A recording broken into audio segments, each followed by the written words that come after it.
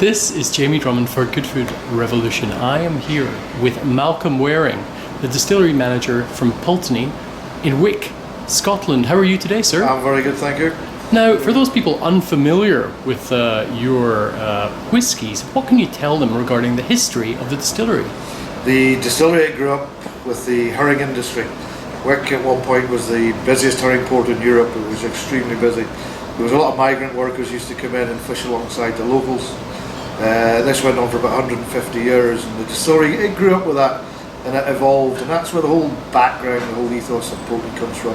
So you've got that maritime influence, you've got that coastal expression. So it all really comes out in the whisky. We're very remote, small town sitting on the north coast of Scotland, so it's very remote, and it's rugged, it's windswept, and it's wet, and it's just ideal conditions for making what I think is very, very good whisky. And how did your life in the whisky industry begin? I kind of grew into it organically through a friend of the family, who was a guy called John Black, and he was an extremely nice guy, and John had been in the industry for many years. Ultimately finished his career at Tullibardine, but he'd been working around a lot of distilleries over a lot of years, and he was in Pulteney for a number of years, and I kind of got to know John, and it was John that really brought me into the industry nearly 30 years ago, just going on 30 years. So. Can you remember your first taste of whiskey? Yes, that was a long, long time ago. Actually, yes, I can't recall. It's so many years ago, to be honest. But certainly, I can recall since my career started, which was at Pulteney. But I've been drinking whiskey for a lot of years. I was weaned on it when I was cutting teeth as a little baby. My mother used to rub it on my gums. Where are you from originally? I was actually born in the northeast of England, so I'm kind of southern. But I grew up in Wick.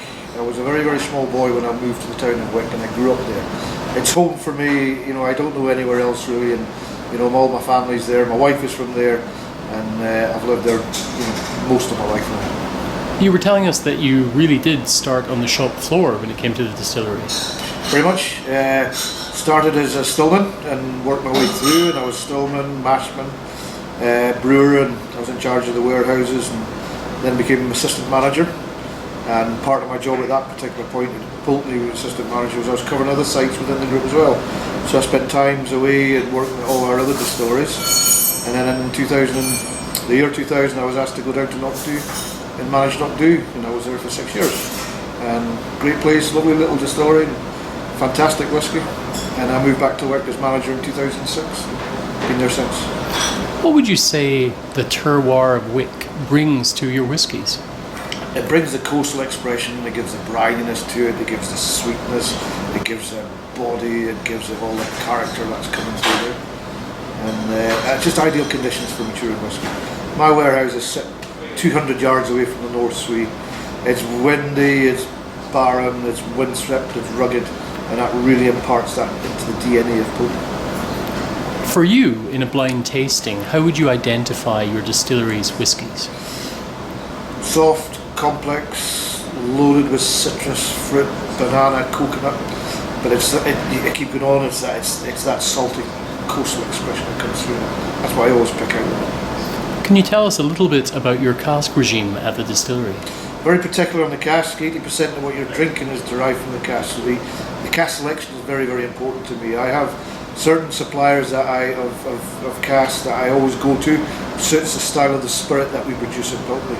We produce a very big, beefy, veggie, slightly sulfur-numic spirit, and all that into a good American cask brings on butterscotch and coconut, and that's where it all comes from.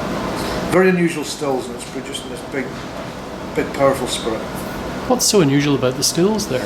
We have a flat top, no swan neck, lye pipe stuck on the side, so it's increasing reflux all the time, and it's distillation within the pot all the time, and before the vapour gets down the lye pipe, it's hit that flat top on a few occasions before it comes over. I was quite fascinated to hear the story behind your custom sherry barrels, about the fact that they weren't actually seeing any commercial sherry. Would you mind explaining that one more time? Yeah, we work very, very closely with a company in Spain, Miguel Martin, and we make the barrels, or he makes them for us.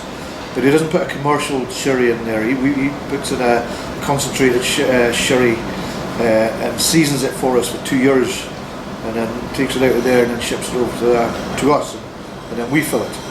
So it's seasoned purely for us. It doesn't have a commercial sherry in it, but we use, we're the only ones that use these casks. What kind of percentage of your casks are from Spain? Pulteney were around about 10%. Excellent. And how many different whiskies do you currently make?